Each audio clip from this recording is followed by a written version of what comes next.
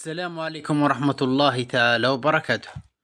سوف نشرح اليوم طريقة إنشاء حساب على منصة باينانس بأسهل طريقة. لكن قبل ما نبدأ في الشرح أرجو الاشتراك في القناة وتفعيل الجرس ليصلك كل جديد، ودعم فيديو بلايك تحفيزنا على نشر المزيد. ونبدأ على بركة الله. سنشرح اليوم طريقة إنشاء حساب على منصة باينانس. لمن لا يعرف، منصة باينانس هي منصة رقمية لشراء وتداول العملات الإلكترونية، أي يمكنك البيع والشراء من هذه المنصة العملات الإلكترونية الافتراضية. نقوم بالدخول إلى تطبيق باينانس، سأقوم بترك الرابط في الوصف. فيظهر هذا الخيار: أي نوع من المستخدمين أنت، حديث العهد بالعملات الرقمية أو مستخدم خبير. نقوم باختيار الخيار الأول وهو حديث العهد بالعملات الرقمية. ننتظر قليلا. يمكنك تسجيل عن طريق رقم الهاتف أو حساب جوجل، يمكن اختيار أي وسيلة من هذه الوسائل. نقوم باختيار رقم الهاتف من هنا، ونقوم إدخال رقم الهاتف الخاص بنا. يمكن إدخال إيميل أو رقم الهاتف. نقوم بإدخال رقم ثم نعود. بعد إدخال كلمة رقم الهاتف نقوم باختيار البلد الخاص بنا. هنا أنا الجزائر، نقوم باختيار الجزائر ثم نقوم بالضغط على خيار التالي.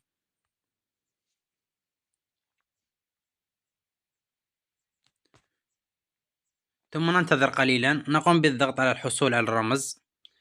يتم إرسال الرمز هكذا. نقوم بنسخه ثم نقوم بلصق الرمز هنا لتأكيد رقم الهاتف كما تلاحظون. ثم نقوم بإدخال تعيين كلمة مرور خاصة بنا لحسابنا على باينانس. نقوم باختيار كلمة سر قوية مكونة من أرقام لا يقل على 8 حروف، وبها أرقام وكلمات ورموز. مثال: نقوم باختيار كلمة مرور قوية ثم نعود. بعد إدخال كل هذه الحروف إلى أن تظهر كلمة صح هنا، يجب إدخال أيضا حرف كبير في كلمة سر لقبول هذه الشروط لإنشاء كلمة سر. كما تلاحظون يوجد عدة خطوط، يجب إكمال هذه الخطوط خضراء. هنا يبقى لي شرط وهو حرف كبير. نقوم بوضع حرف كبير هكذا. تم تعليم على علامة صح. نقوم بالضغط على التالي فتظهر هذه الواجهة. نقوم بإدخال هذا الكود في هذا المربع ثم نقوم بالضغط على التالي. بعد إدخال هذا الكود، عندما تقوم بإيداع في المستقبل أكثر من $50 أمريكي، يتم الحصول على 100 USDT هدية. تمكين مفاتيح كلمة مرور نقوم بتخطيها من هنا، فتظهر هذه الواجهة، لكن لم نقوم بتأكيد هذه الهوية بعد. نقوم بالضغط هكذا تظهر لنا واجهة. ننتظر قليلا. الخطوة الأولى هي قمنا بإنشاء الحساب، والخطوة التالية وهي يجب توثيق الحساب الخاص بنا.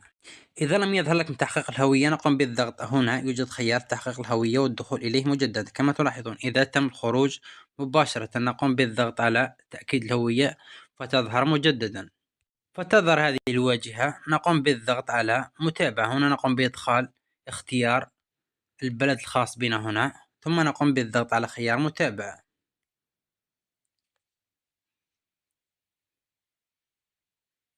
بعدها نقوم بكتابة الاسم الخاص بنا، اسم الأول واللقب. إذا كان لديك اسم وسط نقوم بإدخال اسم وسط خاص بك. هنا نقوم بإدخال الاسم الأول والثاني واللقب وأعود. بعد إدخال المعلومات نقوم بالضغط على خيار متابعة، وهنا نقوم باختيار البلد الخاص بنا أو الجنسية البلد. نقوم باختيار الجزائر هكذا، ثم نقوم بالضغط على متابعة، وهنا نقوم باختيار الشهر، العام والشهر واليوم هكذا، وتقوم باختيار السنة، ثم نقوم بالضغط على متابعة فتظهر هذه الواجهة. نقوم بإدخال العنوان الخاص بنا، مثل هذا العنوان تجده في بطاقة الهوية أو العنوان الخاص بك. نقوم بكتابة العنوان الخاص بنا ثم نعود. بعد إدخال العنوان نقوم بالضغط على متابعة، وهنا تظهر هذه الواجهة. نقوم بإدخال الرمز البريدي، وهنا نقوم بكتابة المدينة. الرمز البريدي تجده في حساب CCB أو تقوم بالذهاب إلى أقرب بوسطة إليك لمعرفة الرمز البريدي الخاص بالبلدية أو البوسطة الخاصة بك، أو كتابة في الإنترنت الرمز البريدي وتقوم بكتابة المنطقة الخاصة بك، يظهر الرمز البريدي الخاص بك. نقوم بكتابة الرمز البريدي، ثم نقوم باختيار المدينة، وهنا نقوم باختيار البلد، ثم نعود. ملاحظة: إذا ظهر لك هذا الخطأ هنا، يجب كتابة البريد الإلكتروني في العنوان محل إقامة. هنا نقوم بكتابة الرمز البريدي هنا لكي يتم حل هذه المشكلة كما تلاحظون. بعد كتابة المعلومات هنا يظهر الجزائر هكذا، بدل ما لا نقوم بإدخال البلد هنا، ثم نقوم بالضغط على متابعة، ثم ننتظر قليلا. هنا تظهر يجب اختيار أي رخصة للتحقق. يوجد عدة أنواع من الوثائق، أما التحقق برخصة القيادة أو بطاقة تعريف، نقوم باختيار أي بطاقة من البطاقات أو جواز سفر. مثال: أنا أقوم باختيار بطاقة تعريف الوطني. من هنا نقوم بالضغط عليها، ثم نقوم بالضغط على متابعة،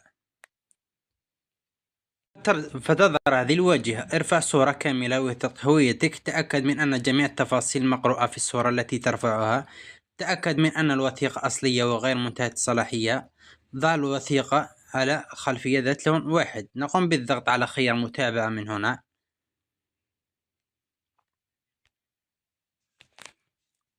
نقوم بالضغط على أثناء استخدام التطبيق، نقوم بالضغط على سماح، نذهب إلى الأذونات ونقوم بالسماح باستخدام الكاميرا. هكذا السماح عند استخدام تطبيق للسماح لنا بالتصوير الوثيقة.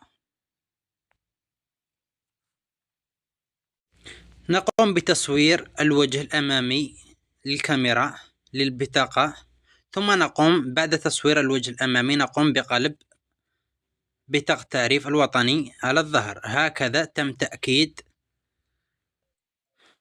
تم قبول الوثيقة. نقوم بالضغط على المتابعة الآن. بعد رفع الوثيقة ننتظر قليلا، ثم نقوم بتأكيد الهوية والوجه. نقوم بالضغط على المتابعة، نقوم بتصوير الوجه، ونقوم بفعل الحركات نفسها التي في الأوموجي. هكذا وننتظر.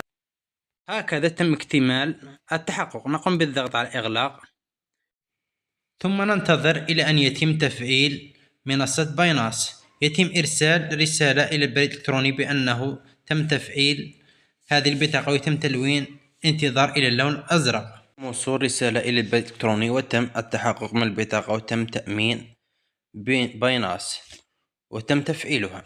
والخطوة التالية هي نقوم بالضغط على الملف هنا ونقوم بتأمين الحساب الخاص بنا، لكن سأقوم بتأمين الحساب في هذه الخطوات في فيديو قادم لكي لا أطيل عليكم. أرجو أن يعجبكم الفيديو وشكرا على المتابعة.